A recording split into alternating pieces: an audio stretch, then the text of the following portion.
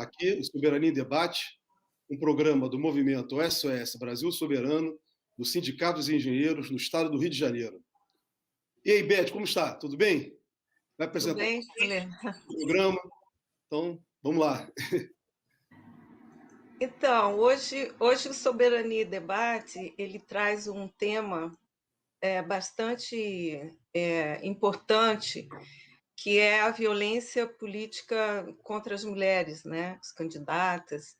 E aí, nós que temos aqui no programa, o programa já está no ar há um tempo, e ele trata de um projeto de soberania e desenvolvimento na construção de uma sociedade igualitária, emancipadora para os trabalhadores.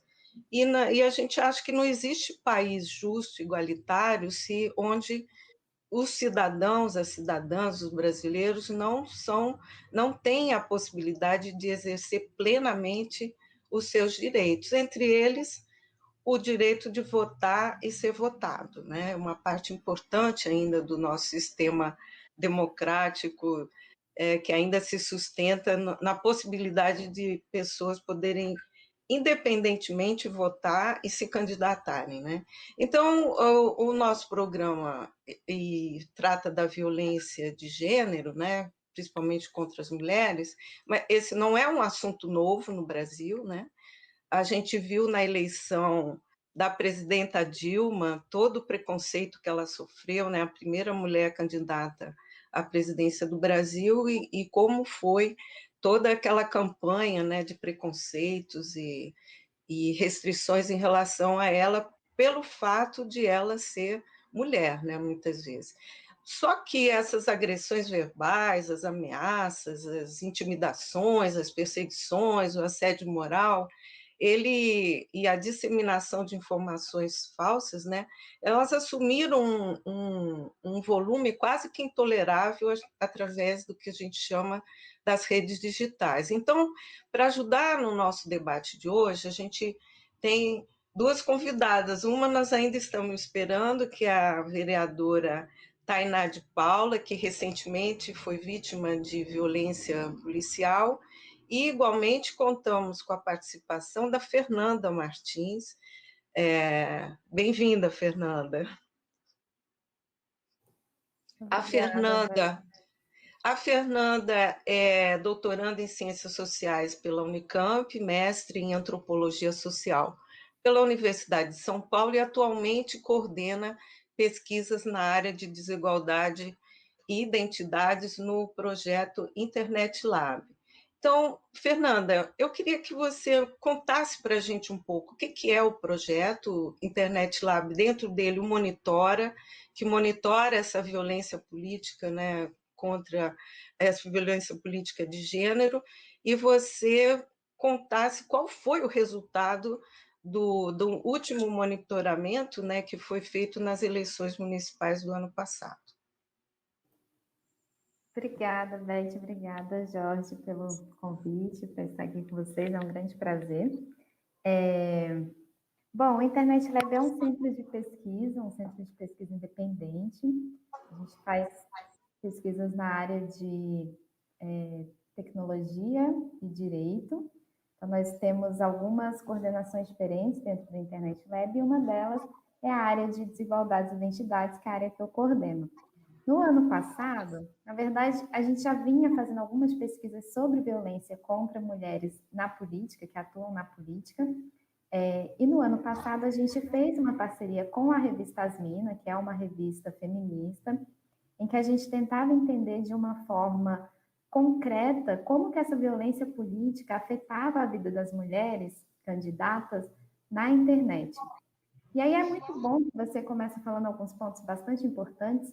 Um deles é que a violência política não é uma novidade, né? A violência política, ela afeta a vida de grupos minorizados que atuam na política no Brasil historicamente. Então, é um fenômeno que a gente precisa se debruçar já há bastante tempo, mas, ao mesmo tempo, nos últimos anos, a partir da eleição da ex-presidente Dilma Rousseff, a gente vê um processo, né, de recrudescimento político, e esse processo vem acompanhado com mais violência política direcionada a alguns grupos. alguns grupos específicos. Então, num primeiro momento, acho que é importante definir o que seria essa violência política. Então, a gente costuma pensar a violência política como qualquer ato de intimidação, de assédio, chantagem ou qualquer abuso que seja direcionado a pessoas que atuam na política e que visem afetar ou influenciar um processo eleitoral ou a atuação dessa pessoa na política institucional. Então, num primeiro momento, nós poderíamos pensar que qualquer pessoa que atue na política pode ser vítima de violência política. Mas acontece que nos estudos que nós temos feito e que têm sido feitos também em outros lugares, o que nós observamos é que existem alguns grupos que são mais suscetíveis a esse tipo de violência. E aí nós estamos falando de grupos que foram historicamente marginalizados da política e, portanto, estamos falando de mulheres, de pessoas negras, de pessoas LGBTQIA+. Então, esses grupos acabam virando foco de ataques. E o que a internet traz diante desse contexto? O que a gente pode pensar sobre as redes sociais? O que nós temos nas redes sociais são novas formas, né, dessas violências que já encontram a gente, que constituem o tecido social acontecerem. Então, são práticas diferentes, mas de uma violência que também está fora da internet. E aí, na nossa pesquisa, o que nós fizemos? Nós escolhemos 175 candidatos, entre homens e mulheres, porque nós queríamos investigar como que esse fenômeno podia se direcionar diferentemente para homens e mulheres. E aí, além de pensar gêneros diferentes, nós também pensamos perfis sociais diversos, então, pessoas negras, pessoas brancas, candidatas indígenas, pensamos em diferentes regiões do país, e um ponto bastante importante foi considerar mulheres e candidatos no geral que atuassem em partidos políticos de espectros políticos diferentes, então com diferentes ideologias. E essa escolha foi bastante importante, essa escolha metodológica, porque no caso das mulheres, o que nós observamos é que, independentemente da atuação na direita, na esquerda ou em partidos de centro, elas continuam sendo vítimas de violência. E essas violências visam aspectos bastante específicos, aspectos da moral das candidatas, é algo que é colocado em questionamento, a intelectualidade dessas candidatas, e além disso, olha aí quem chegou, que bom. Cheguei aqui no laço, obrigada, queridas, perdão pelo atraso, mas a conjuntura do Rio de Janeiro é difícil, mas está aqui. Prazer em todos e todas. Nós começamos aqui com a Fernanda, de um projeto interessante de monitoramento de violência política na internet. Ela está fazendo um relato do projeto e os resultados a que ali chegaram, e a metodologia, inclusive. Sim. Então, obrigada, Tainá, muito legal estar aqui com você hoje. E aí, retomando um pouquinho, então, o que era direcionado para as mulheres candidatas no ano passado estava muito relacionado à moral, aspectos morais da vida dessas candidatas. Então, quando uma candidata é mãe, por exemplo, isso vira facilmente um alvo de ataque. Então, o que a gente observou foi um reforço nas redes sociais de desigualdades que estruturam a nossa sociedade. Então, as candidatas negras vão ser atacadas de uma forma diferente do que acontece com as candidatas brancas. As candidatas que são LGBT vão ser atacadas de uma forma diferente. E o que a gente notou, que foi bastante interessante, é que os homens, por outro lado, os ataques são direcionados a eles, mesmo quando eles atuam em partidos de esquerda, muito relacionado à atuação que eles tiveram, seja enquanto gestores ou enquanto homens que atuaram na política, mesmo que não seja a política institucional. Isso chamou muita atenção. É importante dizer que tem uma exceção, né? Homens negros, homens idosos, homens trans também vão ser atacados, destacando essas características. Então, o que nós observamos é que nas redes sociais, nós vemos essa atualização de práticas de violência que acontecem fora da internet, que vão acontecer na internet também, a partir da busca desse reforço dessas desigualdades que já estruturam a nossa sociedade e desses grupos que já são marginalizados politicamente. Legal, Fernanda. Olha, Tainá, satisfação te receber aqui. Não sei se a Fernanda concluiu, Fernanda, sua... Concluiu, né? Eu acho que foi isso que eu entendi, por isso que eu entrei aí. Mas, Tainá, uma satisfação te receber aqui, tá? Nós já tínhamos cumprimentado a Fernanda, a Beth, né? E já vamos começar com você logo a partir exatamente do que a Fernanda colocou.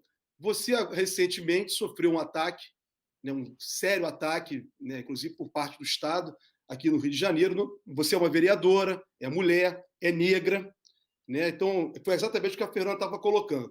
Nós temos uma percepção também, a Fernanda estava desenvolvendo isso, né, a partir de um contexto de luta de classes, né? E exatamente da questão dos subgrupos, como o Gramsci coloca, né?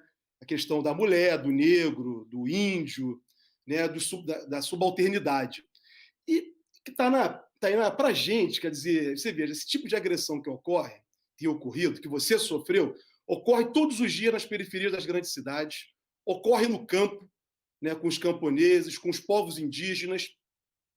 Então, a gente gostaria que você falasse para a gente essa situação que você vivenciou, tudo isso, né, todos esses ataques, né, a sua experiência, que é muito grande na militância política, né, e social.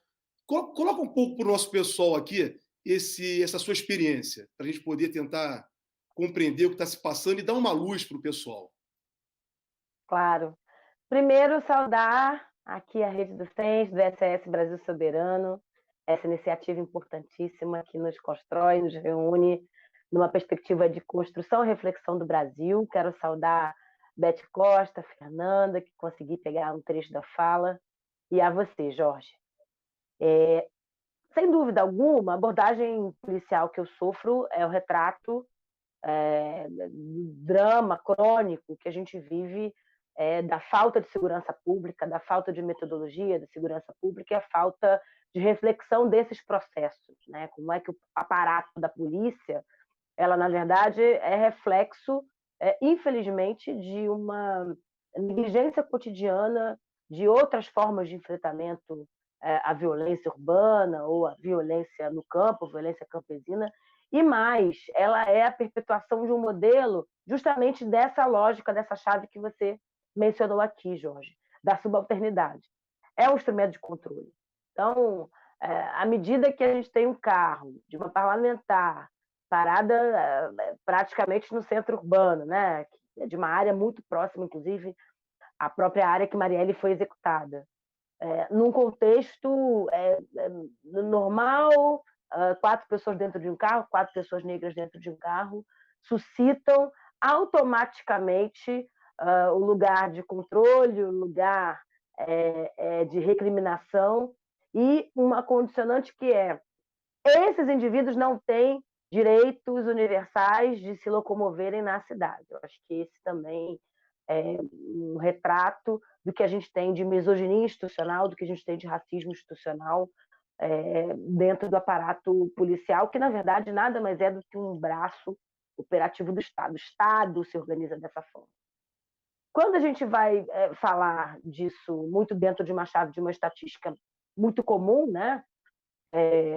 As tradicionais abordagens, que, na verdade, são braços diretos das tais operações policiais. A gente passou, semanas atrás, pela chacina do Jacarezinho, e muito se falou sobre a chacina do Jacarezinho, inclusive, de uma forma muito polarizada, né? Estou aqui no Rio de Janeiro, para todos que me escutam, e no Rio de Janeiro, que é uma das cidades com maior mortalidade policial, é a cidade que mais mata com armas institucionais, né? As munições policiais matam mais no Rio de Janeiro, no estado do Rio de Janeiro, do Brasil.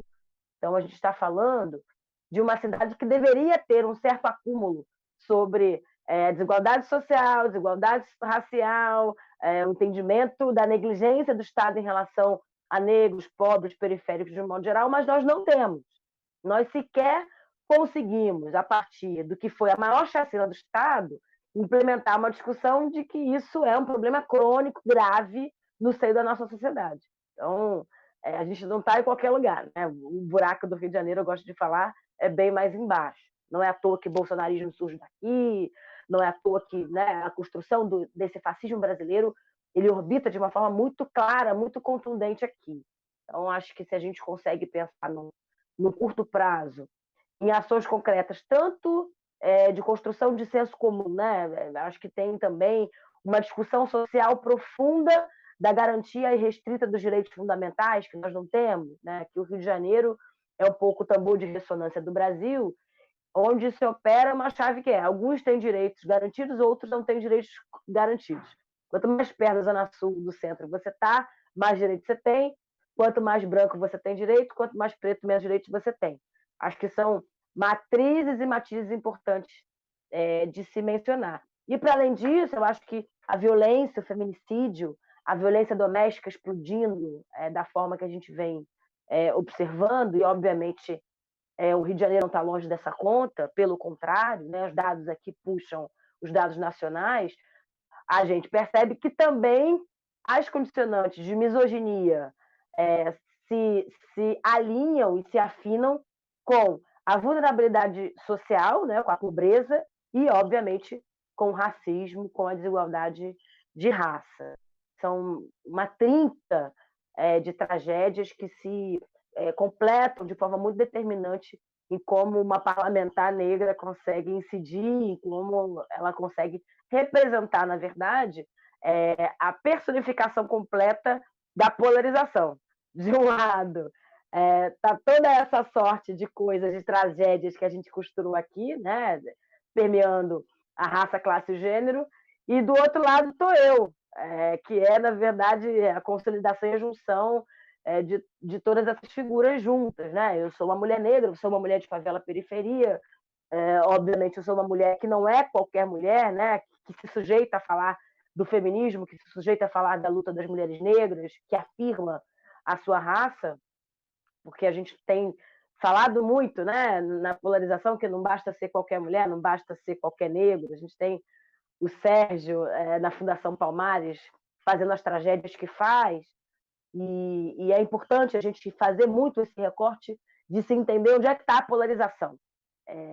Eu polarizo automaticamente com o bolsonarismo como quando eu afasto cada vez mais dessas personalidades, dessas construções políticas, que não é menor, acho que num primeiro momento a esquerda ficou muito perdida, falando que nós perdemos 2018 por conta das minorias, foi por conta do ele não, mas na verdade a gente está falando das grandes maiorias, né? O que o Bolsonaro fez foi uma guerra cultural muito sólida, de destruição, desqualificação de setores muito bem organizados, com pautas muito claras, né? O movimento negro, com suas pautas, obviamente, antirracistas, as mulheres feministas organizadas conseguindo furar a bolha e construir um ele não, que tocou outras mulheres, que tocou homens aliados, né? Que fez, na verdade, uma grande polarização social, que foi o que ocasionou o segundo turno. Eu acho que é importante também a gente pensar o que foi em 2018 para não repetir os erros de 2022, né? Estou muito focada em como é que a gente acerta no 2022 para derrubar o Bolsonaro de vez. Mas eu tenho muita certeza de que se a gente conseguir pegar aquele setor popular que está majoritariamente na periferia e na favela e pegar aquele setor social que, na minha opinião, pode ser capitaneado ao redor das mulheres, a gente tem um processo de construção muito sólido da sociedade. Eu acho que não tem nenhuma outra grande potência social hoje, claramente, marcadamente anti-Bolsonaro, né, que possa polarizar com o Bolsonaro, que não seja que não esteja nesse espectro que eu represento ou participo minimamente nessa área. A gente vai precisar muito no 2022 enfrentar a contradição de derrubar, quebrar um pouco as estruturas da nossa frágil democracia, no sentido de que é preciso afirmar que o Bolsonaro ganhou de forma ilegítima em 2018, é importante falar que setores que são entendidos ainda como minorias, na verdade, participam das grandes maiorias e tem que pautar o próximo ciclo. É muito difícil fazer isso? Mas eu acho que a gente vai ter que ter muita mulher preta de luta aí para conseguir personificar e representar esse processo.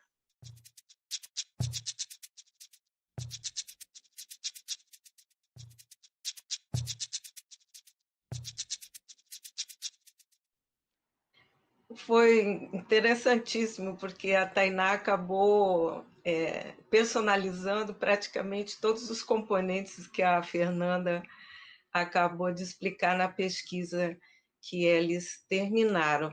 Mas eu queria um pouquinho mais, Tainá, você que é arquiteta, é urbanista, tem esse trabalho de direito à cidade, né, de uma cidade inclusiva, participativa. E não deve ter sido a primeira vez que um incidente acontece com você pessoalmente. Em que medida esse tipo de acontecimento, de violência que pegou você, ele interfere em alguma coisa no seu trabalho? Ele serve de exemplo para você incluir detalhes na sua luta pelo direito à cidade? Claro, Beth. É interessante porque eu me torno arquiteta muito por conta da minha trajetória de ativismo, né? Eu venho originariamente de uma associação de moradores, começo a militar, né, me organizar na Pastoral de Favelas, e é na Pastoral de Favelas que eu descubro uma agenda urbana muito clara, muito sólida, composta pelos movimentos sociais. Então, nesse sentido, eu acabo virando uma arquiteta de guerrilha, como eu gosto de me autodeclarar, antes mesmo de acessar o chão da universidade, o chão do letramento, né, universitário, como a gente reconhece, de engenheiros e arquitetos. E, óbvio, na minha formação, eu tratei de tentar responder e tentar corresponder às necessidades que eu via no meu cotidiano. Então, sem dúvida alguma, quando eu vejo meu lugar no campo da política pública, como gestora pública, agora como parlamentar, é muito a partir de um olhar, de uma agenda que eu trago em mim, na minha trajetória, há muitos anos, né? Desde os meus 14 anos, no mínimo. Então, não vou falar a minha idade, vocês vão descobrir na internet, mas já tem um tempinho que eu estou Nem nessa deve. luta aí. Mas já tem um tempinho aí se a gente for fazer a conta. E, claro, eu acho que o que falta, talvez, e aí não falando apenas da esquerda, tá? Inclusive, pegando aqui um sentido político, inserindo os dois campos, os diversos polos, né? Acredito mais em direita e esquerda tão dissonantes, né? Tão dicotômicos assim. A gente tem um grande centro hoje político que se fortalece, que se diminui, altamente refratário, que é meio amorfo, né? É um pouco o sentido do Eduardo Paes, né? Dependendo do que esteja em maior tamanho na sociedade, eu sou mais progressista, eu sou menos progressista, mas em que pese eu sou uma mulher radicalmente de esquerda, leninista, graças às deusas e aos orixás, mas eu acho que, independente do polo político que se esteja, falta muita empatia da nossa categoria política, né? Figuras como Lula, que talvez tenham furado a bolha de forma extraordinária, e mesmo não tendo o letramento educacional, tradicional, que se espera de um grande político, é um dos grandes e raros exemplos de figuras que conseguem entender a subjetividade e a concretude das necessidades do povo. E talvez o fato de eu ter saído de uma favela, da Praça Seca, passado por toda uma discussão de trajetória na cidade, né? Eu chegava a gastar 3 horas para chegar na universidade, morando na Praça Seca, estudando na UF. Eu sou ufiana, terra do sorriso, lá em Niterói. Não é qualquer pessoa que é colocada nesse cotidiano de tantas dificuldades, né? Acho que os periféricos, os favelados de modo geral, recebem uma formação acadêmica, um pós-doc em vida popular, que faz muita falta nos nossos representantes, no cotidiano das casas legislativas, no cotidiano dos executivos. A gente tem secretários de transporte que não pegam trem e metrô, a gente tem ministros da saúde que nunca usaram, que nunca se vacinaram no SUS. Aí fica difícil construir política pública porque você não tem entendimento sólido, por mais que os pós-doutorados sejam importantíssimos. Eu acho que tem o letramento da fome e da necessidade, que são muito importantes para a gente entender quais são os pontos centrais e necessários. E acho que isso acaba me complementando, talvez, a falta de experiência, né? Não sou uma parlamentar de 5, 6 mandatos, mas eu acho que, sem dúvida alguma, essa parte muito importante do que eu trago, da minha bagagem política, sem dúvida alguma, né? Acho que eu começo meu mandato já tendo uma agenda muito positiva, já sabendo os lugares que eu preciso ir, aonde eu preciso incidir, o que eu preciso pautar, e a gente fala de água, saneamento, moradia, não porque a gente entenda que isso é mais ou menos importante, mas porque eu trouxe isso de uma demanda de anos, né? Fernanda, eu queria continuar com a pesquisa. Achei sua pesquisa que você está desenvolvendo, o grupo de trabalho que você faz parte, muito interessante esse monitoramento.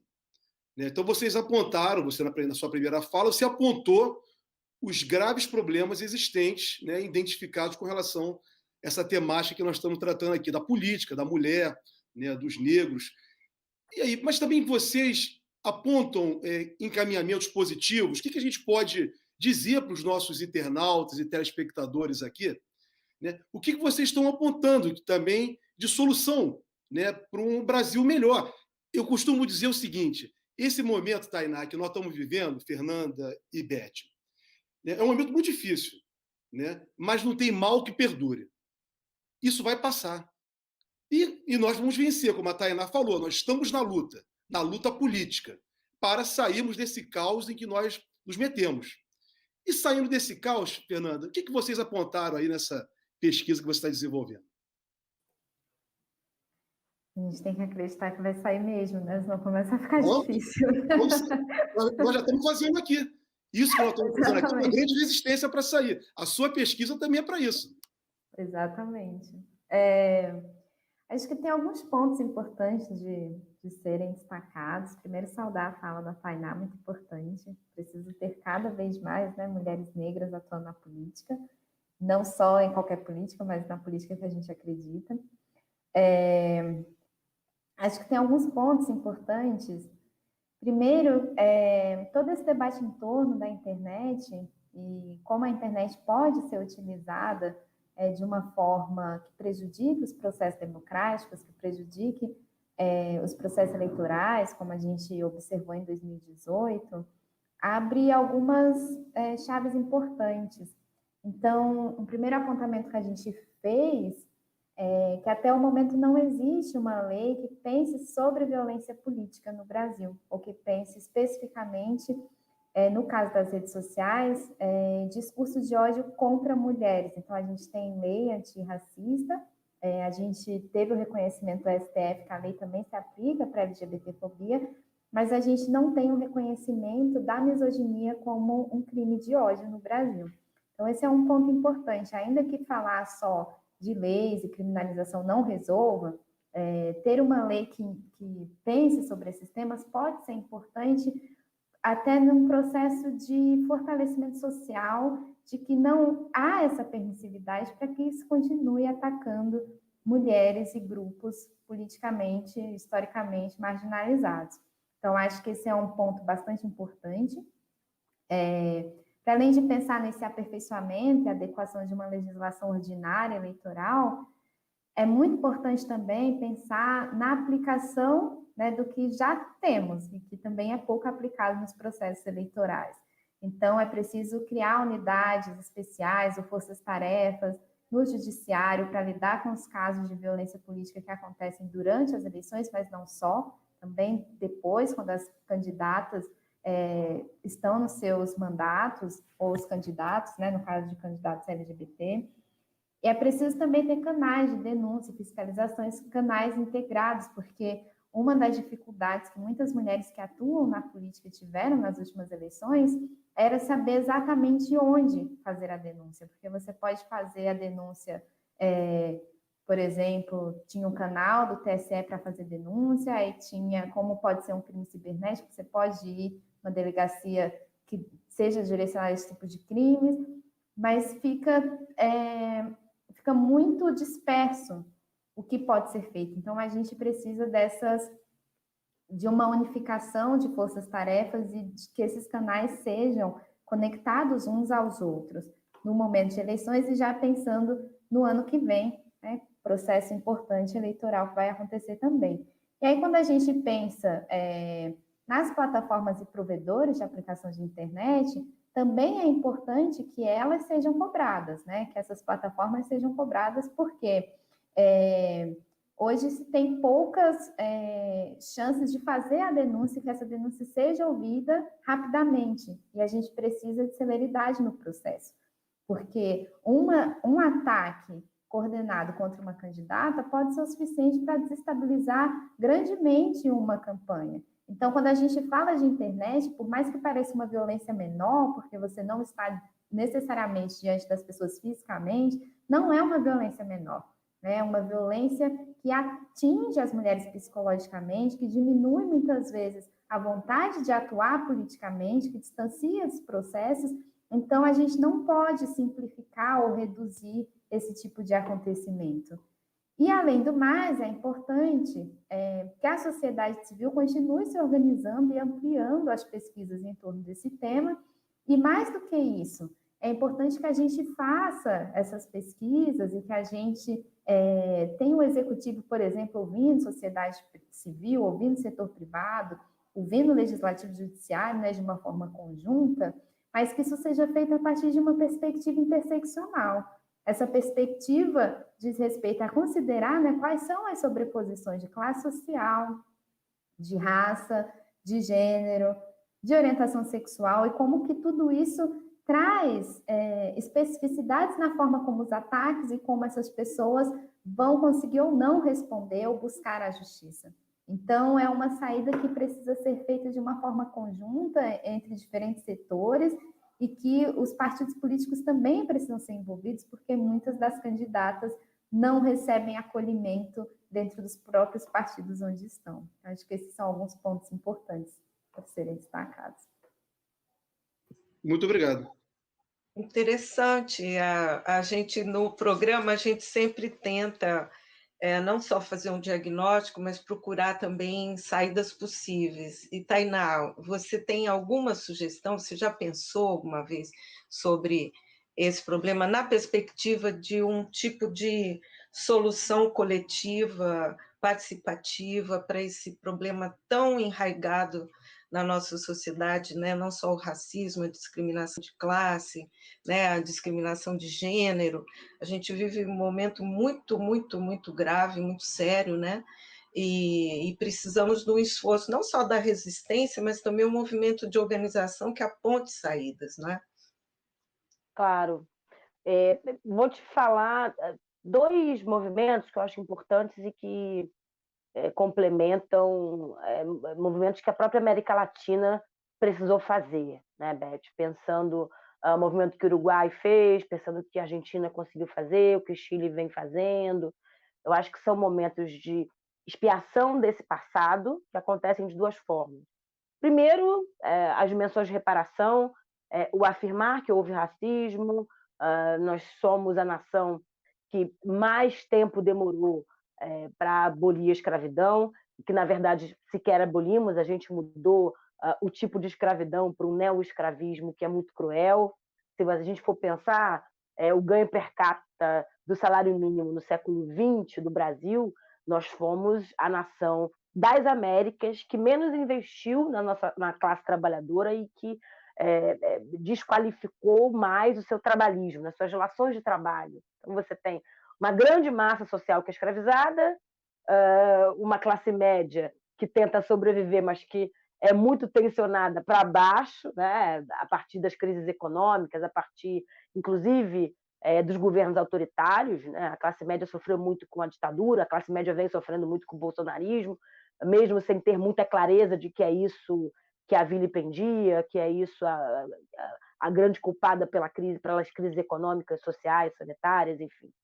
E, obviamente, a elite que tem um modus operandi de perpetuação do seu poder, de seu privilégio, de sua riqueza, desde o Brasil colônia, né? Acho que temos um problema crônico das elites brasileiras desde as capitanias hereditárias. Então, assim, a gente precisa espiar esse passado, entender que a taxação de grandes fortunas, a orientação da taxa de juros, distribuição dos nossos ativos produtivos, regularização fundiária, reforma urbana, reforma agrária, são pontos inegociáveis de um novo pacto social brasileiro. Não dá para fazer isso, não dá para dizer que tem uma agenda social séria sem dizer o seguinte: amigo bilionário, amigo que se tornou bilionário porque 500 mil pessoas morreram, porque você tem um banco, porque 76% dos brasileiros estão com algum tipo de dívida, não dá para você se perpetuar nesse lugar de privilégio como se você ainda fosse um dono de terra do interior do país do século XIX. Não é possível que a gente perpetue esse modelo de desenvolvimento. Para além disso, acho que as miradas no futuro são importantes, Beth. Pouco fizemos, talvez o PT é o que tenha avançado mais nessa agenda de futuro para além da pobreza, né, da nossa classe trabalhadora. Aí eu vou sair do meu armário lulista, né, e falar que de fato foi essa agenda lulista que conseguiu furar essa bolha e avançar numa perspectiva de construção de outro futuro para os pobres que não seja a miséria e o caveirão, né, a penitenciária ou o caixão, que avançou na discussão do ensino médio, do ensino fundamental, do acesso à universidade, as cotas sociais e raciais, o incremento de renda a partir da recuperação do valor ano do salário mínimo. Obviamente, são agendas progressistas que são fundamentais para a gente radicalizar, botar um pé e dizer, olha, não basta ser apenas a PEC das domésticas, nós precisamos de mais agenda de cobertura social, né? Referendo revogatório das reformas todas, trabalhista e previdenciária. Como é que a gente radicaliza nessa nova concertação, né? E pensar no outro ensino, numa pedagogia de civismo, de civilidade profundas, que a gente tenha uma educação antirracista, antimachista, antipatriarcal desde a primeira infância. Como é que a gente pensa um ensino antirracista, um letramento antirracista integral, né? Reivindicando aqui talvez uma formação brisolista, de integralidade dos saberes. Eu acho que só isso pode salvar o Brasil e não acho que isso é utópico. Acho que grandes nações tiveram que passar por esse processo de reconstrução do seu passado, de inflexão para um futuro e uma construção muito sólida a partir da educação. Não há nenhuma outra janela possível, né? Legal, gente. Olha, eu queria colocar aqui para as duas uma situação e gostaria de tentar que vocês pudessem nos ajudar aí a compreender. Eu vou voltar para a questão da luta de classes. Por quê? Exatamente porque o discurso de Bolsonaro, Tainá, que você colocou na sua fala, né, esse discurso do ódio que levou à eleição de Bolsonaro, é exatamente o discurso da classe dominante no Brasil.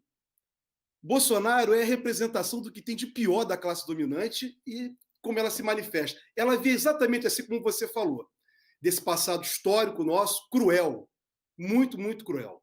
Então, não há nenhum respeito, né, pelas mulheres, não há respeito pelos homens pobres, né, não há respeito pelas crianças, pelos povos indígenas que são exterminados a todo momento. Eu me recordo que, quando teve audiência no Supremo Tribunal Federal de cotas, para cotas nas universidades, o ministro Edson Santos, que era o ministro da Igualdade Racial, subiu à tribuna e disse: eu estou aqui, ele era o ministro da Igualdade Racial, eu não vim aqui falar pela minoria, esse tema é tratado como minoria. Eu vim aqui falar pela maioria do povo brasileiro. Então, nós estávamos diante de um ministro da Igualdade Racial, negro, e que tinha toda a autoridade para falar para o tribunal, né, que ele estava ali representando os interesses da maioria. E Bolsonaro ganhou a eleição exatamente atacando essa maioria. Então, eu queria saber, na percepção de vocês, exatamente, a gente aprofundar isso um pouco mais no debate, né, como esse comportamento da elite brasileira, né, que maltrata, né, mulheres, que são maioria, negros, que são maioria, a juventude da periferia, Tainá, de onde você saiu, né, acredito que Fernanda também, de onde eu saí, da periferia, e que está morrendo, está sendo assassinada diariamente nesse país. Então, Queria saber a opinião de vocês, Fernanda, a partir da sua pesquisa, e depois Tainá, a partir da sua experiência de vida e parlamentar. Fernanda primeiro. Ok. Eu acho que o Brasil é muito difícil de entender, né? É difícil de entender porque a gente passou por um processo de colonização, a gente ainda vive um processo de apagamento de muitas histórias, apagamento de muitos futuros, e eu acho que o que a gente tem visto na pandemia é a aceleração desse processo de uma política de morte que, na verdade, já é empregada no Brasil desde que o Brasil se entende como o Brasil. Então, assim como o Tainá, eu não vejo outras saídas a não ser essa construção por meio da educação e por meio de uma disputa de hegemonia política mesmo, de mudança de um pensamento. A forma como a elite brasileira se construiu e a forma como a gente vê tudo o que está acontecendo nesse último período é muito revelador de como, em muitas situações, a gente, na verdade, incorpora e internaliza esse pensamento colonial, e é preciso descolonizar o nosso pensamento, é preciso descolonizar as nossas pautas. Quando a gente pensa no campo dos direitos digitais, por exemplo, é preciso que a gente questione quais tecnologias nós queremos, o que é que nos serve, e não dá de barato que tudo que venha do norte para cá, a gente tem que aceitar, a gente tem que aderir.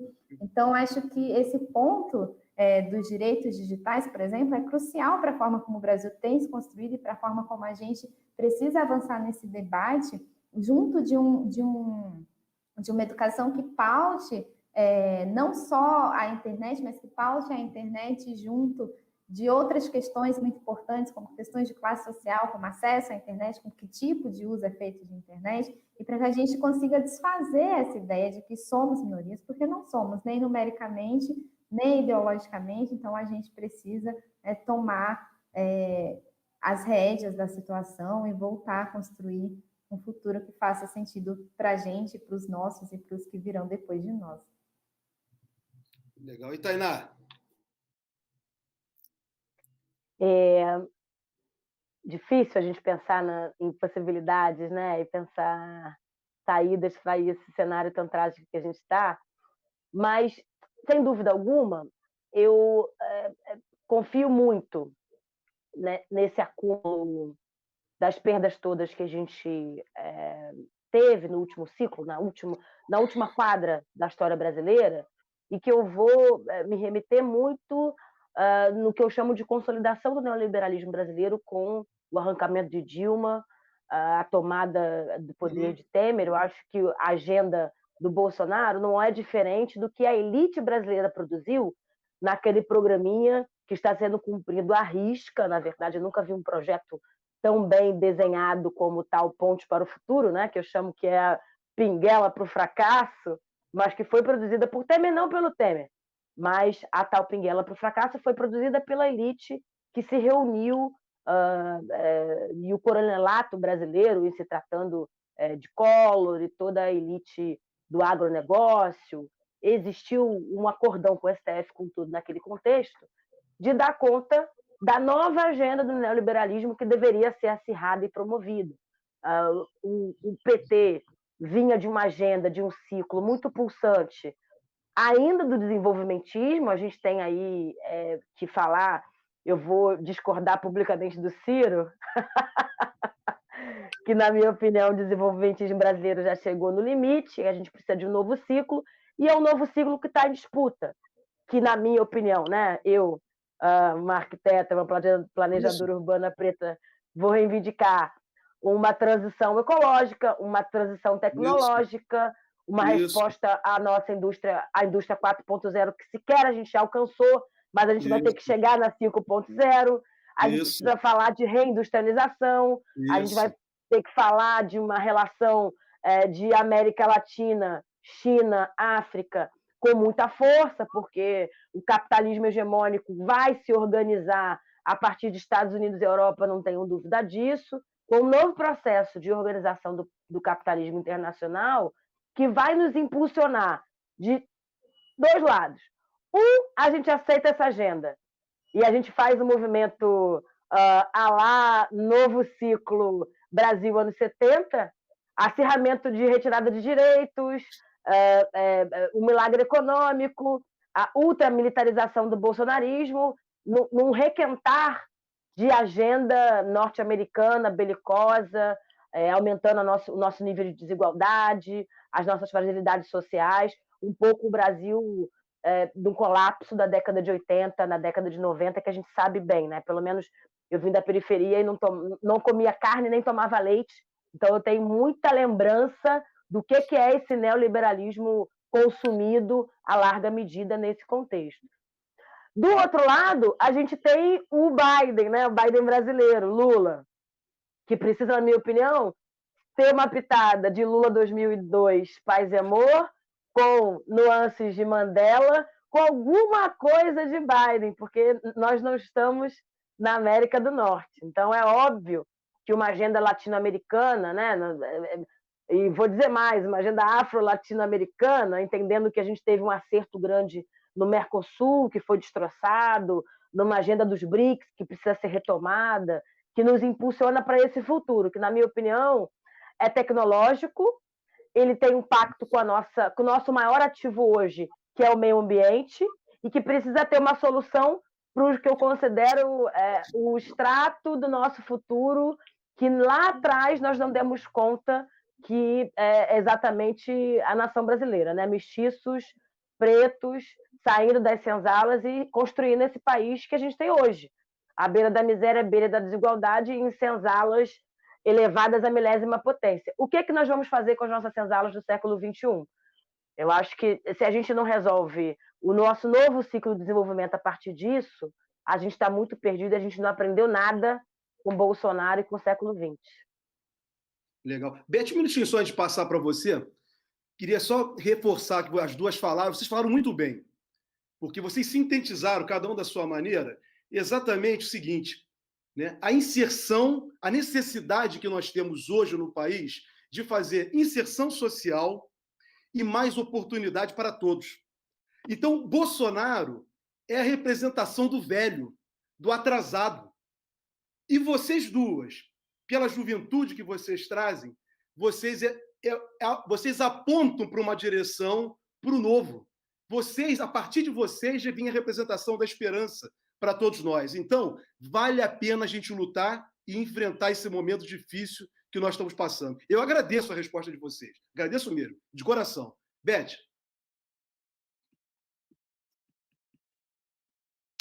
Não, acho que a gente já está se encaminhando, infelizmente, para o final do nosso programa. A gente poderia ficar aqui, que são pautas fundamentais para a gente debater, aprofundar. Espero que a gente possa retomar esse debate ainda daqui a um tempo, com mulheres bravas, interessantes e capacitadas para fazer essa grande mudança. Então, eu queria passar para a Fernanda, para ela, suas despedidas e palavras finais. Quero agradecer novamente, foi um prazer estar aqui, debater com vocês. Eu desejo muita força, muita consciência para a gente nesse período que se inicia, que está difícil, e muita resistência, porque é o que a gente vai precisar mesmo. Obrigada.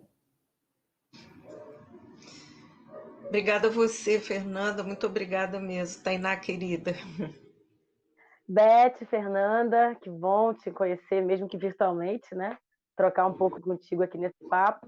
Jorge, querido, sempre aqui, sempre perto, como referência para nós de luta. Olha, o que eu espero do futuro, eu vou falar de um futuro bem próximo, porque eu sou apressada e acelerada nesse processo de reconstrução do país. Eu acho que, sem dúvida alguma, a gente tem um desafio, gente, de construir uma agenda, um programa muito, mesmo que enxuto, o mais amplificado possível, que a gente toque e consiga agregar setores democráticos. Eu acho que a gente precisa pensar respostas claras para o setor produtivo brasileiro, respostas claras ao setor financeiro brasileiro, como é que a gente fala de geração de emprego e renda, como é que a gente fala de uma agenda de desenvolvimento para as nossas cidades, mas sem arredar pé de uma pauta negociável para o nosso povo. Eu, infelizmente, tenho que admitir que no 2018 nós tivemos que dar um passo atrás, organizar nossa agenda, garantir a nossa resistência de luta, garantir a bandeira do Lula livre, garantir nossa inocência frente à sociedade. Isso nos custou caro, nos custou o desafio de conseguir furar bolhas, conseguir furar os dissensos e tocar outros setores da sociedade. Agora a gente tem tempo, a gente tem candidato, a gente tem gente para fazer programa, tem Fernanda aqui, tem Tainá, tem Beth, tem Jorge, tem todo mundo. A gente tem Senges, SOS Soberano, podendo construir uma agenda potente de luta. E olha, para 2022 não tem muita tese. Vacina no braço, todo mundo vacinado com máscara, comida no prato, de forma inegociável e fora Bolsonaro. Folena, quer falar mais alguma coisa? Não, só quero cumprimentá-las aí. Achei muito legal. E como a Tainá falou, palavra final, para mim é fora Bolsonaro também.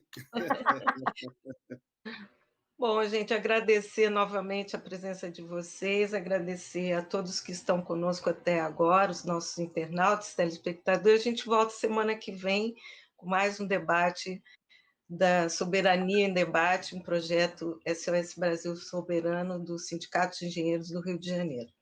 Até logo a todos, até a próxima. Maravilha. Obrigada, gente. Foi ótimo.